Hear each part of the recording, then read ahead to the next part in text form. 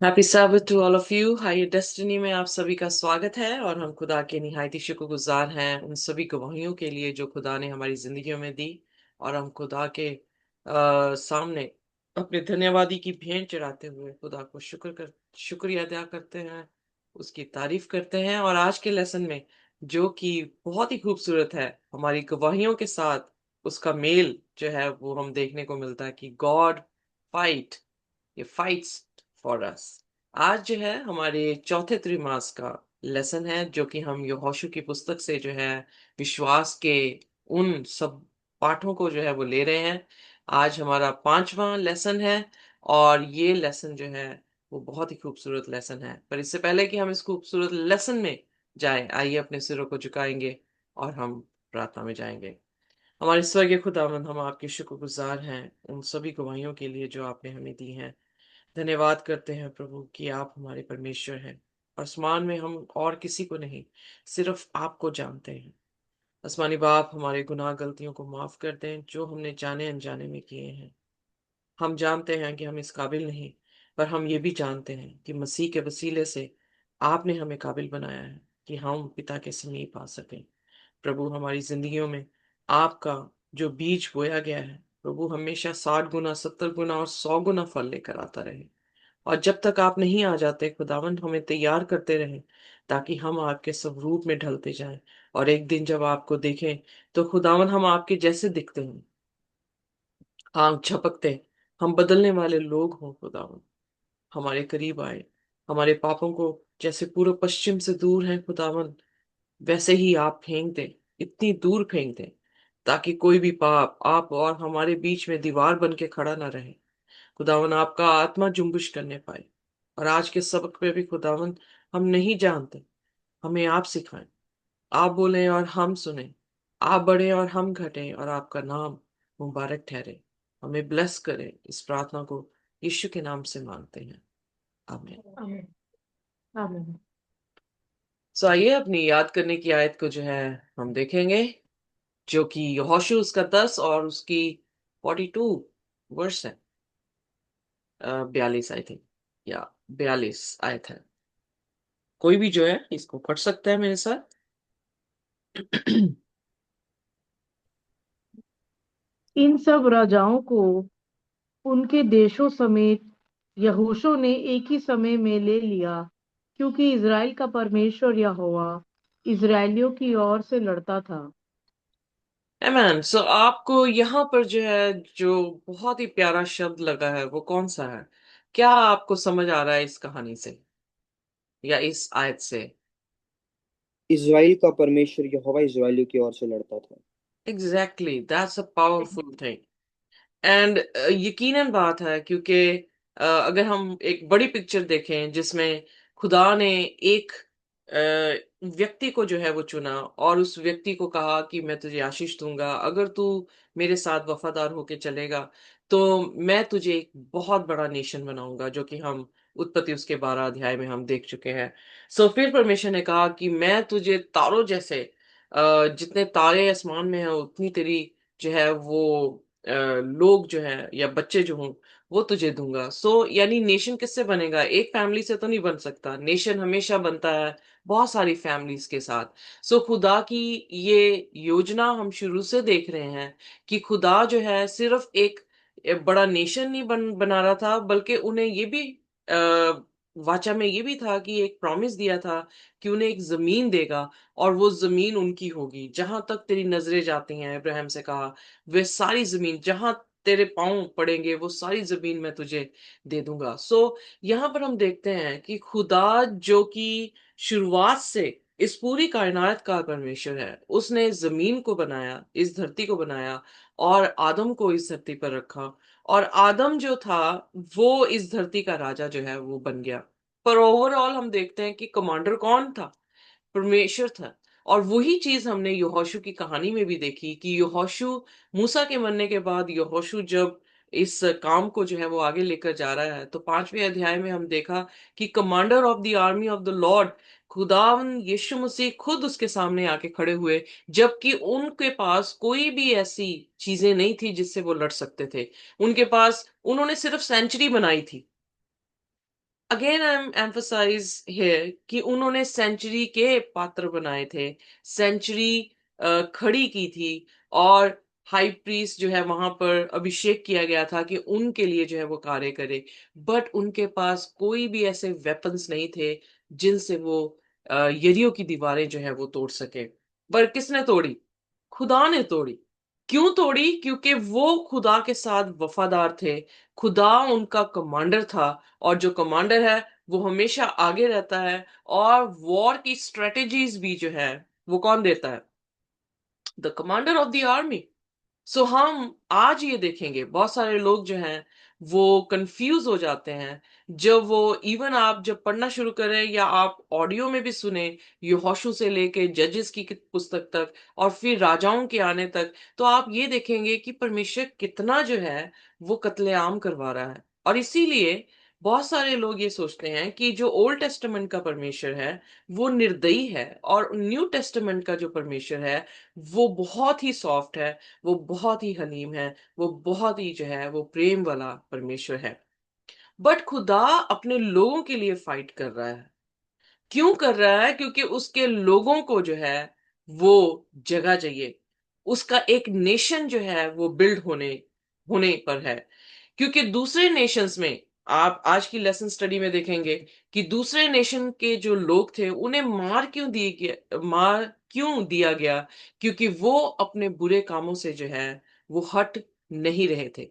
सो ये वॉर जो है, जो बाइबल में खास करके हम मूसा से लेकर यहोशू से, और यहोशू से जजेस, और फिर राजाओं में जब हम देखते हैं, तो ये वॉर्स जो है वो उस पोजेशन को, यानी कनान देश को लेने के लिए जो है वो की गई। इनफैक्ट गॉड, परमेश्वर जो है उसने कभी ये नहीं सोचा था कि पाप जो है एग्जिस्ट करे, या उसने ये तवज्जो नहीं बनाई थी या प्लान नहीं बनाया था कि जो है वो पाप हो और फिर उसके बाद जो है वॉर्स जो है वो लड़ी जाए। बट ये हमारी जो फर्स्ट पेरेंट्स थे उनकी केयरलेसनेस के कारण जो है ये सारी चीजें हमारे पे आ पड़ी, कि जब उन्होंने खुदा की हिदायत को नहीं सुना, खुदा के उस हुक्म को नहीं सुना, और उन्होंने शैतान की आवाज को सुना, तो ये सारी चीजें, कष्ट जो थे वो हमारी जिंदगी में जो है वो आ गए। पर क्या ये जो लड़ाइयां परमेश्वर ने की हैं या करवाई थी अपने लोगों के जरिए से, क्या वो लड़ाइयां वाजिब थी, या क्या कह सकते हैं कि पवित्र हैं, या आज भी हम लड़ सकते हैं?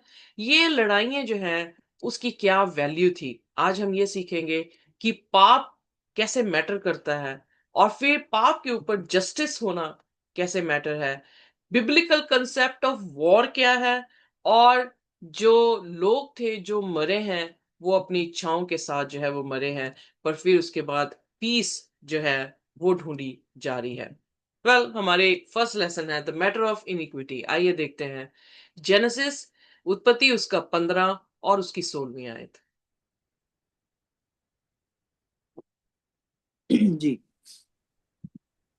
पर वे चौथी पीढ़ी में यहाँ फिर आएंगे, क्योंकि अब तक एमोरियों का धर्म पूरा नहीं हुआ।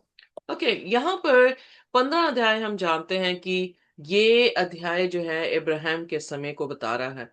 इब्राहिम को ये कह दिया गया कि तू अपने मिसोपोटामिया बाबुल से निकल कर जो है तू क्या कर, तू मेरे पीछे हो ले, मैं तुझे एक जमीन दूंगा, मैं तुझे एक बड़ा नेशन जो हूं वो बनाऊंगा।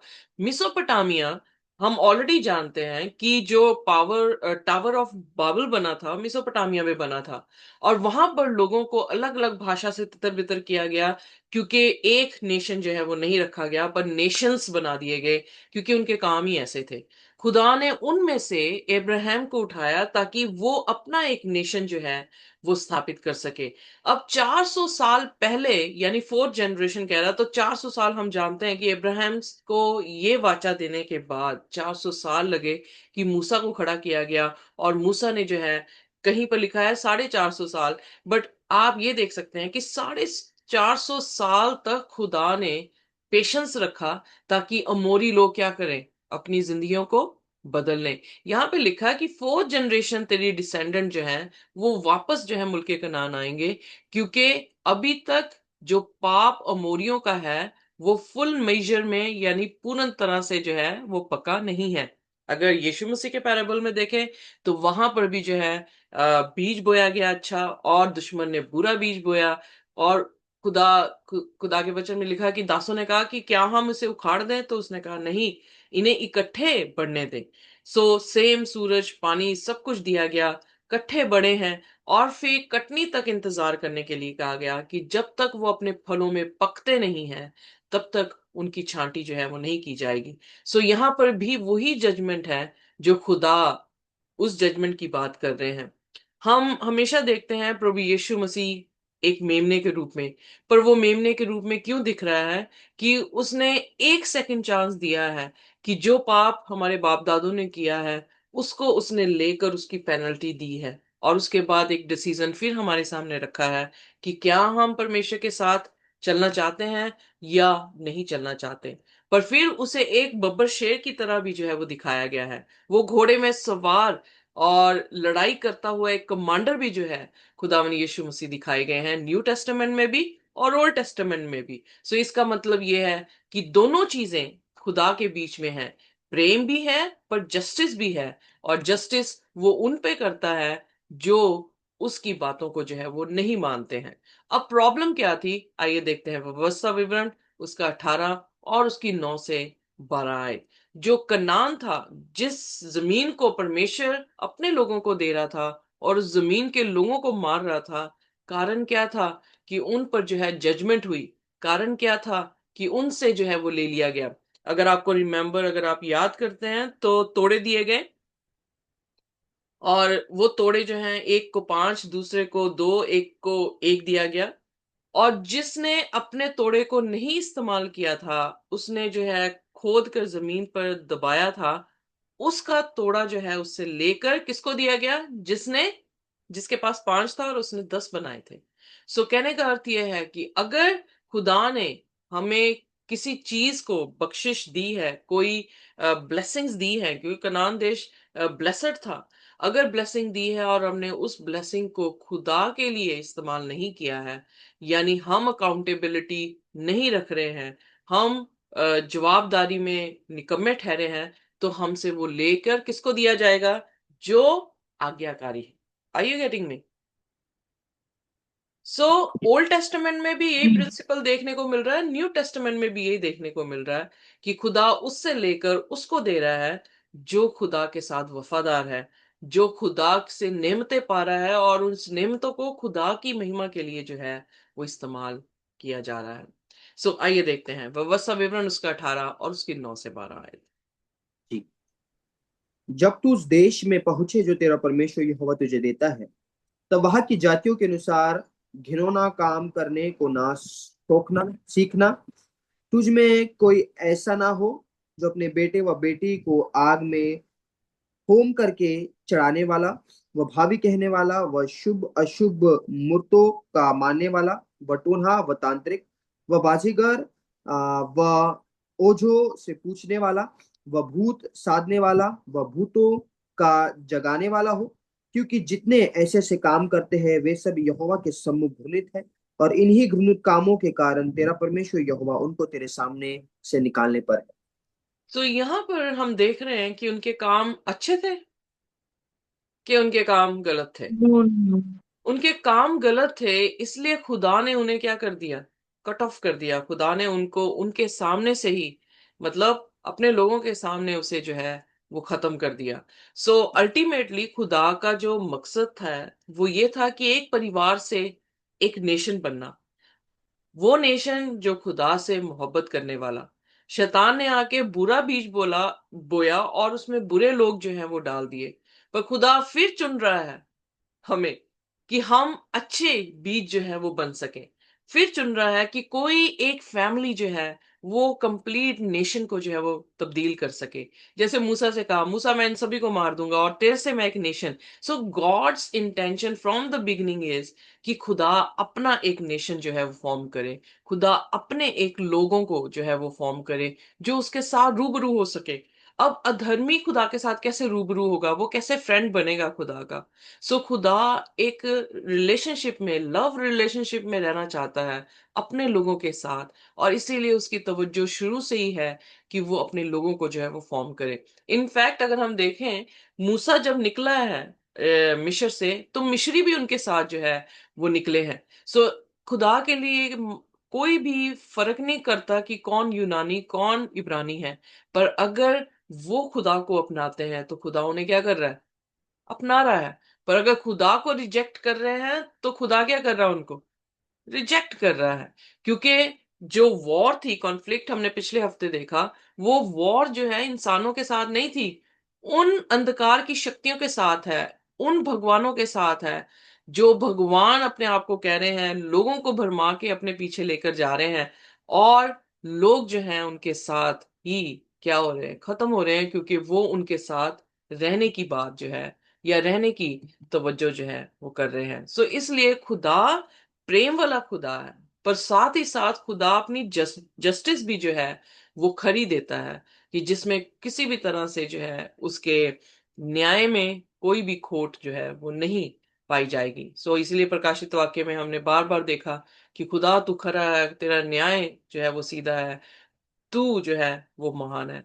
सो इसलिए उसका न्याय जब हम देखते हैं कि क्यों न्याय किया गया, तो हमें समझ आता है कि खुदा ने किसी भी तरह से उनके साथ गलती नहीं की थी। 400 साल तक खुदा ने उन्हें वक्त दिया था कि वो अपनी जिंदगियों को सुधार सके, पर उनमें फिजिकल और स्पिरिचुअल प्रोस्टिट्यूशन बनी रही, और उन्होंने खुदा के विरोध में जो खुदा ने मना कर रखा था, वही गुनाह जो है वो करते रहे। तो एट द एंड हम जानते हैं कि खुदा ने अपनी जस्टिस जो है उन पर दी। आइए देखते हैं भजन संहिता उसका 7 और उसकी 11 से 12 आयत।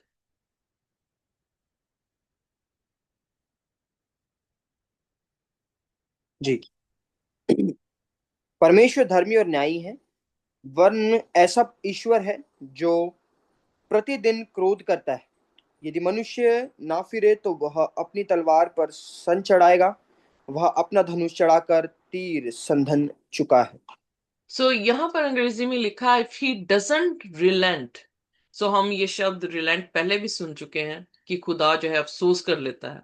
अगर वो अफसोस ना करे तो उसकी तलवार इतनी तेज है, या वो अपने तीर कमान को इतना तीखा बना चुका है कि वो क्या होंगे, निकल कर जो है वो लोगों को क्या कर देगा? खत्म कर देगा। क्यों? क्योंकि वो राइचियस जज है।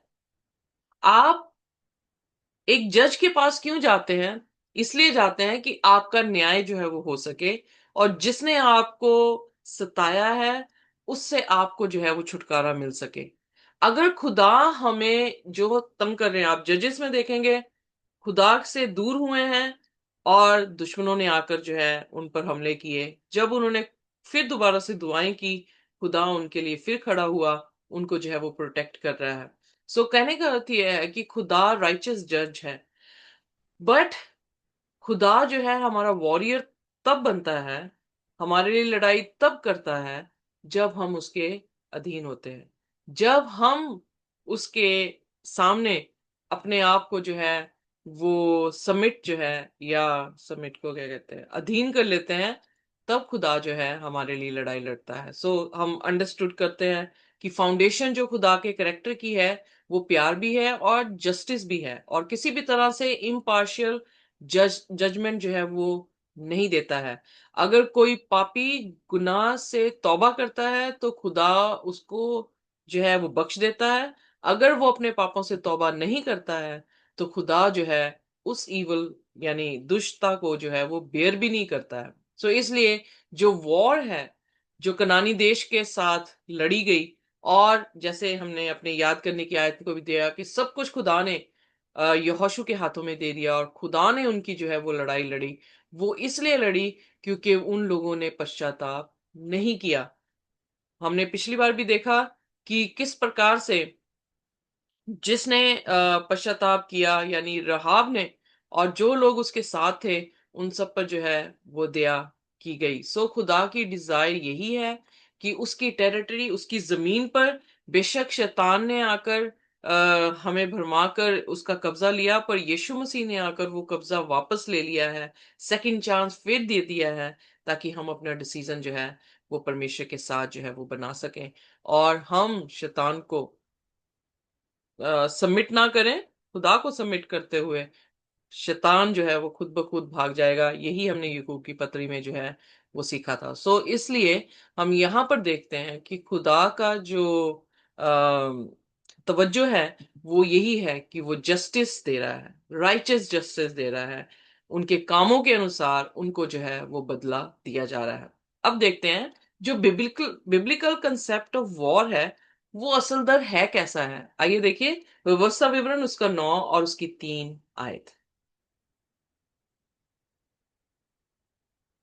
जी। इसलिए आज तू ये जान ले कि जो तेरे आगे भस्म करने वाली आग की नाई पार जाने वाला है, वह तेरा परमेश्वर यहोवा है।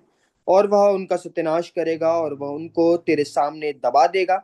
और तू यहोवा के वचन के अनुसार उनको उस देश से निकाल कर शीघ्र ही नष्ट कर डालेगा। ओके, सो खुदा का ये प्रॉमिस है कि खुदा अपने लोगों को, लोगों के सामने जो भी आएंगे उनको क्या करेगा, खत्म कर देगा। खुदा ने ठीक किस है। तरह से बिब्लिकली वे में अगर हम देखें तो आइए देखते हैं, ध्यान फोकस करते हैं कि खुदा किस तरह से जो है वॉर लड़ता रहा है। उस वॉर में एक्चुअली होता क्या रहा है, क्या a professional army was not allowed, वहां पर कोई भी प्रोफेशनल नहीं है, क्योंकि आप मूसा के टाइम में देख लें, कोई प्रोफेशनल नहीं थे, उन्होंने दुआएं की हैं और लाल समुंदर जो है दो भागों में चला गया, वो सूखी जमीन से निकल गए हैं, और दुश्मन जो पीछे आए हैं पानी वापस आकर उनको जो है वो खत्म कर रहा है। सो उनके पास कोई टेक्नोलॉजी नहीं है, उनके पास कोई वेपन नहीं है, they are not at all professional. जो भी वॉर खुदा ने जो है ली है या की है, उसमें वो सारी आर्मी जो है अनप्रोफेशनल थी। दूसरी बात, सोल्जर्स को पे नहीं किया गया है, या उनको जो भी जमीन वो खत्म कर रहे हैं या अपने दुश्मनों को खत्म कर रहे हैं, इवन वहां का लूट भी जो है वो उठा नहीं पा रहे हैं, यानी जो वहां की जमीन का पैसा है, सोना है, चांदी है, वो लूट नहीं पा रहे हैं। वो उन्हें क्या कहा जा रहा है कि वहीं पर उन्हें खत्म कर दिया जाए, उन्हें जो है आग में जला दिया जाए, should not be taken away, उसे जो है नहीं लेकर आना है अपने घर में या अपने कैंप में। फिर हमने देखा कि warfare was not only permitted for the conquest और defence of the promise land at the particular historical moment. So warfare जो है वो खास करके इसलिए नहीं कि प्रोमिस लैंड को जो है वो लिया जाए, बट ये कि वो डिफेंस के लिए जो है वो इस्तेमाल हुआ है। सो इसीलिए मैंने कहा कि किल मतलब हम प्लान कर रहे हैं और हम इंटेंशनली किसी को मार रहे हैं, पर जब हम अपने डिफेंस के बिहाफ पर अपने आप को प्रोटेक्ट करने के लिए किसी के साथ लड़ते हैं तो वो कत्ल नहीं होता। They were led by prophets, inspired by God. So उनके जो लोग थे वो किस तरह से नबी जो है वो चला रहे थे, कोई प्रोफेशनल कमांडर नहीं था, नबी चला रहे थे। वो भी हिदायत कौन दे रहा था, उन्हें खुदा जो है वो हिदायत कर रहे थे। और स्पिरिचुअल प्रिपरेशन चल रही है वहां पे, ये नहीं चल रहा कि कितना जिम किया है, कितने मसल्स जो है वो बिल्ड किए हैं, उनकी जो प्रिपरेशन है वो स्पिरिचुअल है। उनको जो है कॉन्सिक्रेट करने को कहा गया है, उनको भजन गाने को कहा गया है। आप अलग अलग वॉर्स को देखेंगे थ्रू आउट द बाइबल, आप ये देखेंगे कि वो खुदा की महिमा कर रहे हैं, वो अपने आप को साफ कर रहे हैं, पापों से माफी मांग रहे हैं। सो आप देखेंगे कि स्पिरिचुअल प्रिपरेशन जो है इन बैटल्स में जो है वो चली है। और इनफैक्ट फिर उसके बाद हम देखते हैं कि हाँ सॉरी,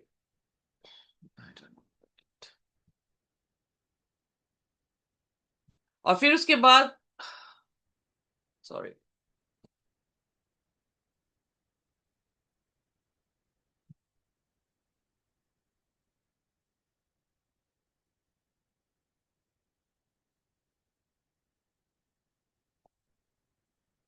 और जो वॉर के रूल्स हैं was treated as an enemy. So इजराइलियों ने जो है जैसे भी ट्रीट किया, उन्हें दुश्मनों की तरह जो है वो ट्रीट किया है। I can't see, can you see the word sentence ji, Jubesh, the अभी लास्ट वन, स्लाइड चेंज हुई है।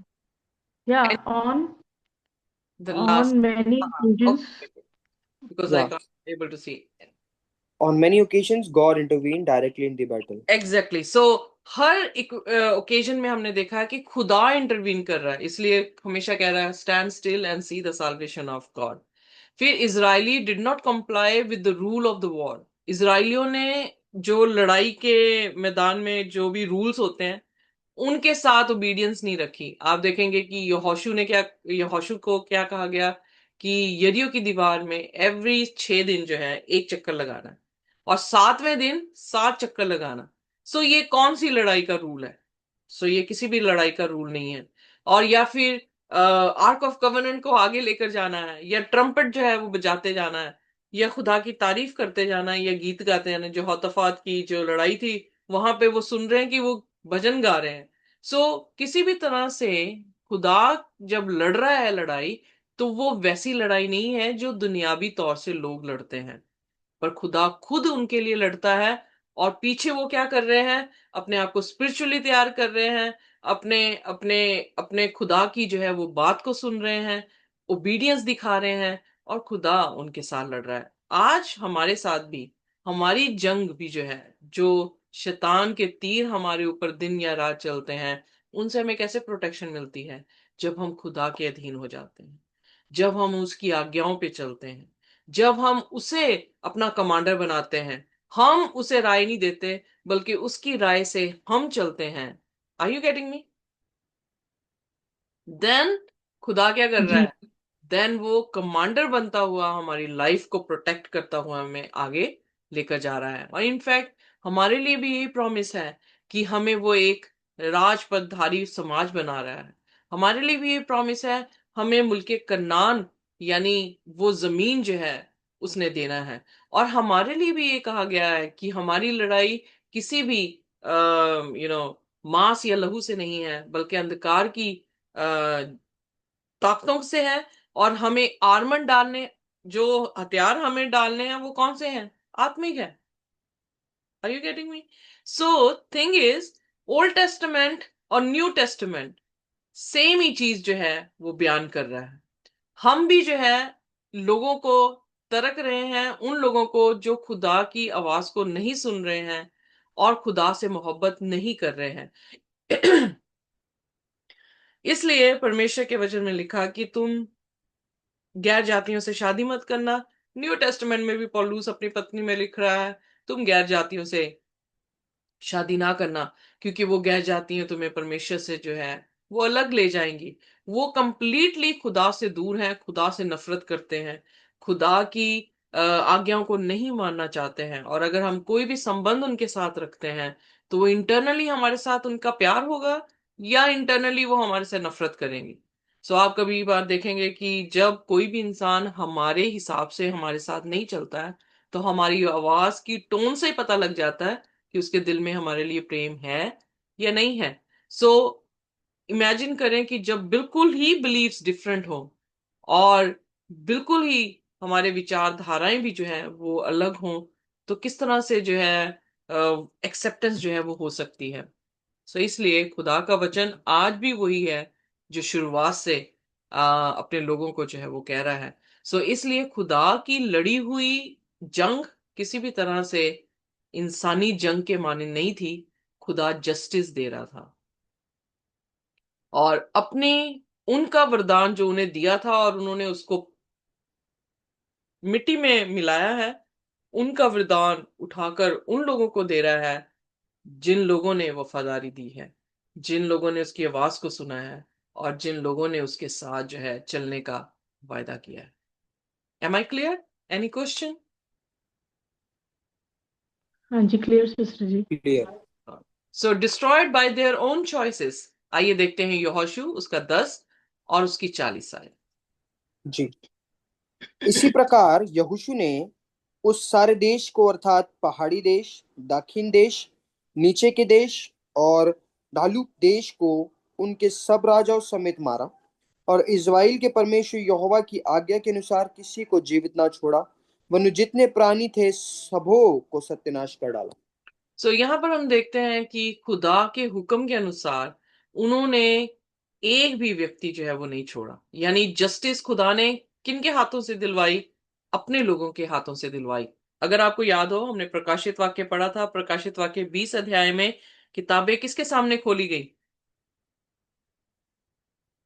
1000 साल के लिए या जब हम प्रभु यीशु मसीह के साथ होंगे तो किताबें किसके सामने खुल रही हैं? उसके धर्मियों लिए के सामने खुल रही हैं। धर्मियों के या सामने, हाँ। एग्जैक्टली। सो धर्मियों के सामने खुल रही हैं। और जब 1000 साल के बाद नया यरूशलेम नीचे आ रहा है तो कमांडर कौन है हमारा? यीशु मसीह है। और धर्मी यस। क्या देख रहे हैं? कि आग और गंधक से दुष्ट और दुष्टता खत्म कर दी गई है। हम्म, इट्स द सेम थिंग।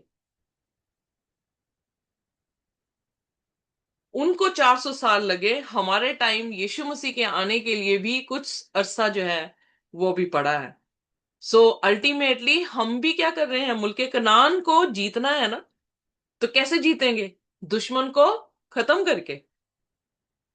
और यहां पर भी परमेश्वर की हिदायतों के साथ खत्म हो रही है। नया यरूशलेम, मुल्के कनान जो स्वर्गीय है, उसमें भी दाखिल कैसे हो रहे हैं? दुष्ट को मार के। और उसका भी कमांडर कौन है? परमेश्वर है। और हमारी प्रिपरेशन क्या है? कि हम आत्मिक तौर से प्रभु यीशु मसीह के स्वरूप में ढले होने चाहिए। आमीन। आमीन। और यहां पर लिखा है कि उन्होंने खुदा के हुक्म के अनुसार एक भी बंदा नहीं छोड़ा। वहां पे सबको जो है वो मार दिया गया। और सबको, अगर आप देखें, जल प्रलय आया, सब मर गए। खुदा ने फिर एक परिवार को उठाया कि वो जो है पूरा नेशन, धार्मिक धर्म से भरा हुआ नेशन जो है वो बनाए। सो करते करते करते करते यीशु मसीह आए। और यीशु मसीह ने एक नेशन फिर से खड़ा करने की कोशिश की, जो कि क्रिश्चियन नेशन है। क्योंकि यहूदियों ने तो तर्क दिया, खुदा ने उनको तर्क दिया। और एक नेशन फॉर्म करना, उसमें भी गड़बड़ी आनी शुरू हुई। और फिर आगे आगे क्या हम देख रहे हैं कि 7 कलीसियाओं में क्या कंडीशन रही है उसको बताना खुदा ने शुरू किया। और 1,44,000 अंत के दिनों में पवित्र ठहरे। सो उसका मिशन जो शुरुआत से था, वो अंत तक जो है वो क्या कर रहा है? कंप्लीट करने की कोशिश कर रहा है। और हर सदी में जो जो भी बच्चे, जो जो भी उसके बच्चे रहे हैं, जो जो भी उसकी आज्ञाकारिता में रहे हैं, वो सब जी उठेंगे। और फिर हम प्रकाशित वाक्य 7 अध्याय में देखते हैं कि 1,44,000 को छोड़कर एक बहुत बड़ी भीड़ उसने देखी। Ultimately God is forming one nation. Am I right? और उस एग्जैक्टली। नेशन में हम किस धर्म से आ रहे हैं, हम किस रंग के हैं, हम किस जात के हैं, मायने नहीं रख रहा। मायने ये रखा जा रहा है कि क्या हम उसी आज्ञाओं को मान रहे हैं या नहीं मान रहे। यस। तो इसलिए डिस्ट्रक्शन इसलिए हुई उनकी कि उन्होंने खुदा की आज्ञा को नहीं माना। और वो जो थे वो मर गए। पर यहां पर हम दो एक्सेप्शंस देख रहे हैं कि बेशक रहाब उनमें से एक औरत थी, पर रहाब पर दया क्यों कर दी गई? क्योंकि रहाब की सोचनी या उसका खुदा के प्रति जो रवैया था, वो उन सभी लोगों के बिल्कुल विपरीत में था।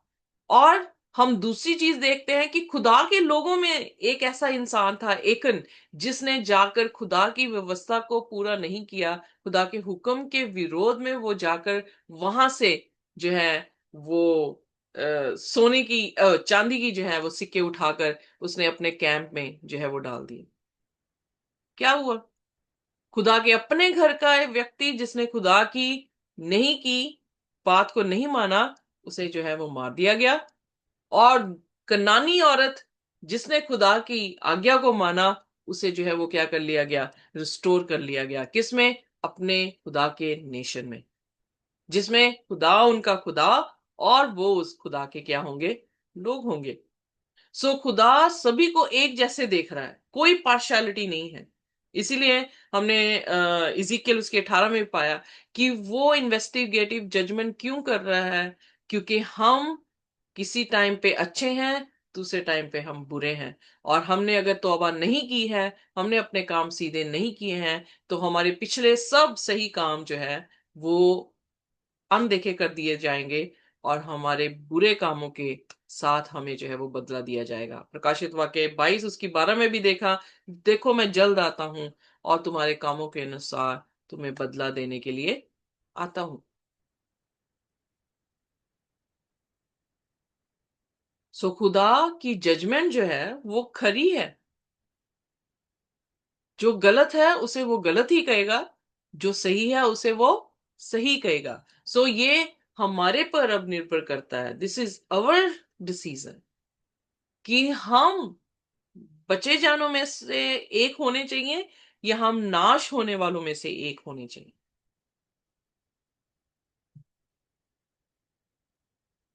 उनको भी सेकंड चांस जी। मिला, हमें भी सेकंड चांस मिला होगा, बट हमें डिसाइड करना होगा कि क्या हमने खुदा के साथ शांति बनानी है या नहीं बनानी। यशायाह उसका 60 और उसकी 17 आयत, आइए पढ़ देते।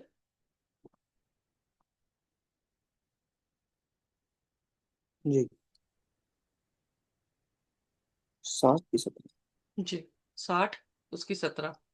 या, मैं पीतल की संति सोना, लोहे की संति चांदी, लकड़ी की संति पीतल और पत्थर की संति लोहा लाऊंगा। मैं तेरे हाकिमों को मेल मिलाप और चौधरियों को धार्मिकता ठहराऊंगा। आमेन। सो यहाँ पर खुदा जो है वो मेल मिलाप का परमेश्वर है। अगर आप देखें यशायाह उसके 9वें अध्याय में, जब यीशु मसीह के बारे में प्रोफेसी हो रही है कि एक वर्जिन जो है वो गर्भवती होगी और वो एक बेटे को पैदा करेगी, तो उस बेटे का नाम प्रिंस ऑफ पीस कहा गया। सो खुदा उस शांति का क्या है, राजकुमार है, और वो क्या कायम कर रहा है, शांति कर रहा है।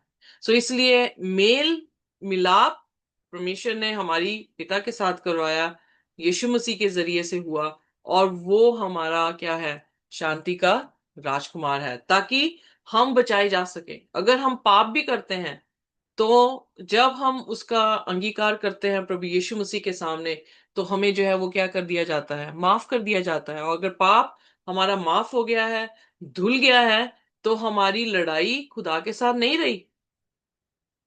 हम जो है वो क्या हो गए हैं, क्लोज रिलेशनशिप में, फ्रेंडली रिलेशनशिप में जो है वो बन गए हैं। जी। सो इसलिए खुदा ने हमें वो रास्ता दिया है जिसमें हम शांति कायम कर सकते हैं। हमें जरूरत नहीं है कि हम वॉर में जाएं, पर जो लड़ाई शुरुआत से गुड और इवल की चल रही है, उसको बहुत जल्द खुदा जो है वो खत्म करने पर है। पर हम उस कॉस्मिक कॉन्फ्लिक्ट के बीच में जो है कहीं ना कहीं पर क्या कर रहे हैं, अपना रोल प्ले कर रहे हैं। चाहे हम खुदा की आर्मी में होकर, चाहे हम शैतान की आर्मी में होकर, जो है किसी भी तरीके से जो है हम क्यों ना करें, हम देख रहे हैं कि खुदा जो है वो उस कॉन्फ्लिक्ट को जो है वो दूर करने की कोशिश कर रहे हैं। इमेजिन करें कि अगर कोई दुष्ट है और वो मर ना रहा हो, वो हमेशा के लिए जीवित रहे, तो लाइफ कैसी होगी। Darkness, full of darkness. बहुत मुश्किल जो है वो लाइफ होगी। अगर मेरा दुश्मन मुझे मारने पर है और वो उस पे जजमेंट ही ना हो रही हो और वो जीवित रह जाए, तो वो मुझे मार के ही सांस लेगा। सो खुदा जी जी जी। मेरे लिए खड़ा होता है ताकि उस दुष्ट को मार सके, ताकि मैं जो हूं वो जिंदगी पा सकूं। अब यहां पर दूसरा राजा उसकी 6 उसकी 12 से 23 आयत में हम एक कहानी को देखते हैं जो कि सीरिया के आर्मी की है, और अलीशा को पकड़ने के लिए आ रहे हैं। और फिर अलीशा का जो है उसे पूरी जो आर्मी है उसको, अब वॉर देखें कैसे कर रहा है, वो पूरी आर्मी की जो है वो आंखें क्या कर दी, खुदा से कहा कि इन्हें अंधा कर दे, और उन्हें लीड करके कहाँ लेकर गया है, सामरिया में लेकर गया, और फिर सामरिया में जाके उनसे क्या कह रहा है, इनको अच्छा खाना खिलाओ। Look at the war. Look at how God is fighting the battle. किसी टाइम तो वो नष्ट कर रहा है, पर किसी टाइम फिर सेकंड चांस दुश्मन को भी दे रहा है। उनकी आंखें जब खुली, उन्होंने देखा ये तो सामरी में हम आए हुए हैं और इन्होंने हमारी इतनी जो है वो, सो चले गए वापस। और बहुत अरसे तक वो दोबारा दुश्मन बन के जो है वो नहीं आए। तो खुदा ने कैसे किया, उस वॉर में शांति जो है वो कायम कर दी। So that's why I am saying God knows better कि हमारी जंग कैसे जीतनी है। पर हम ये है कि हम खुदा को अपनी हिदायतें देते हैं कि इस तरह से मेरी जंग जीती जाए, इस तरह से मेरी जंग जीती जाए। ना ना ना ना ना, हमें उसकी हिदायतें सुननी है कि ये जंग कैसे जीतनी है। वो प्लानर है जंग को जीतने वाला, और वो किस तरह से जीतता है और किस तरह से शांति लेकर आता है, इट्स अमेजिंग। क्योंकि जब वो काम करे और हम जो है उसमें शांति को जो है वो पाते हैं, तो सारी महिमा किसको मिलेगी? खुदावन यीशु मसीह को। अगर हम अपनी चीजों में अपने आप को महिमा देने लग गए, तो हमने क्या किया है? हमने खुदा की महिमा को चुरा लिया। So stand still and see the salvation of God, कि परमेश्वर किस तरह से हमारे जीवन आमीन। वो काम करता है। सो इसीलिए यीशु मसीह ने, इवन पौलुस जो है रोमियो उसकी 12 उसकी 20-21 में यही बात कह रहा है कि बुराई को किससे जीतो? भलाई से जो है वो जीत लो। पहली चीज तो ये कि भलाई से जीत लो। अगर बुराई फिर भी बुराई से नहीं हटती है, तो फिर खुदा क्या कर लेकर आएगा? उनके लिए जो है वो जजमेंट लेकर आएगा। सो हम भी इसी प्रिंसिपल के नीचे हैं, इसी बैनर के नीचे हैं। अगर हमने खुदा के साथ अपनी शांति तोड़ दी, तो वॉर खड़ी कर ली। अगर हमने अपनी वॉर को खत्म करके यीशु के साथ शांति क्रिएट कर ली, तो हम उसकी आर्मी में जो है वो दाखिल हो गए हैं। और खुदा हमें जरूर जिंदगी देगा और बहुतायत की जिंदगी बख्शेगा। आमीन। सो आइए अपने आमीन। सिरों को झुकाएंगे और प्रार्थना करेंगे, और कोई भी जन जिसे भी खुदा की आत्मा हिदायत करे, हमारे लिए प्रार्थना में हमारी रहनुमाई कर सकता है। आइए हम प्रार्थना करें। आइए प्रार्थना। हमारे के खुदाबंद, आपका धन्यवाद हो और आपकी महिमा हम करते हैं। धन्यवाद जीवित खुदा, आपके हम शुक्रगुजार हैं। हमारे सिर आपके आगे झुकते हैं, हम आपको धन्यवाद देते हैं, आपको धन्यवाद करते हैं। आप महान हैं, आप सामर्थ्य हैं, आपके जैसी कोई सामर्थ कोई ताकत नहीं। हम आपकी महिमा करते हैं। धन्यवाद, आज इस सबत के दिन आपने आपके निकट हमें ले आया, और आपका वचन कहता है जादू या तीन आपको एक होकर पुकारे, आप वहां उपस्थित होने वाले खुदा है। हमारा ईमान हमारा विश्वास है कि आप हमारे बीच हाजिर हैं, और आपने जो कुछ आज आपके वचन के द्वारा हमें सिखाया, हमने जाना है, और ये हमने समझा है कि परमेश्वर आप आपके लोगों के लिए लड़ाइयों को लड़ते हैं। You are there to fight our battles, and आप हमें विजय देने वाले खुदावंद हैं। हम आपकी महिमा करते हैं। आज हमारी दुआ हमारी प्रार्थना यही है, और यही मांगते यही चाहते हैं कि हम अपने विश्वास में स्थिर रहे, आपकी आज्ञाओं को मानते हुए चले। और आ, अनंत जीवन यही है कि अवदे सच्चे परमेश्वर आपको और यीशु मसीह को जानना, यही अनंत जीवन है। हम आपकी आज्ञाओं को आपके वचनों को थामे रहे, और किसी भी रीति से हम दुष्ट के बहकावे में ना आए, कोई भी डिसीवनेस में हम ना आए।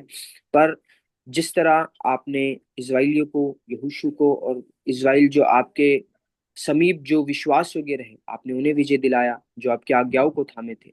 हम भी आपके आज्ञाओं को थामे रहे, और जिस तरह आपका प्लान ऑफ सल्वेशन जो कभी ना बदला, हम भी उस प्लान ऑफ सल्वेशन के अंदर खुदा सहभागी हो, और हम परमेश्वर आपके अधीन होकर चलते रहे, और आपके परमेश्वर निकट हम सदैव बने रहे। जो भी हमारे अंदर आज कमियां हैं, जिस भी रीति से अगर हम दुनियावी अगर चीजों में भटकते हैं, आप हमें क्षमा करें, हमारे गलती गुनाहों को माफ करें, और आपके अधीन विश्वास योग्यता से चलने में आप हमारी मदद करें, और हमारे जीवन से सब कुछ करना आपको बाहर आपके हम का कारण ठहरे। हाई रेस्लिंग ग्रुप को जितने लोग आज इकट्ठे हैं, सबों को आपके हाथ में सौंपते हैं। आपने जिस तरह हमें आशीषित किया इन वचनों के द्वारा, जो यूट्यूब से लोग देखते हैं ऑनलाइन माध्यम से, उन्हें भी आप आशीष करें, और हम सब आपकी महिमा सदैव करते हैं। आए कि सब चीजों को आपके हवाले सौंपते हुए, आवश्यक है आप बढ़े और हम घटे, आपका नाम मुबारक पाया जाए। आए कि सबत के हर एक बातों को आपके हाथ में देते हम आप में बने रहे और आप में अपने समय को बिताएं और आपकी स्तुति हमारे जीवन से होती रहे। सारी मैं आपको देते हुए यीशु के नाम में को मांगते हो उसने से ग्रहण कीजिए। आमीन। हम्म। आमीन। शांति और उसका अनुग्रह हमारे साथ जब तक कि हम प्रभु यीशु मसीह को रूबरू ना देखें इसी तरह से बना रहे। आमीन। आमीन।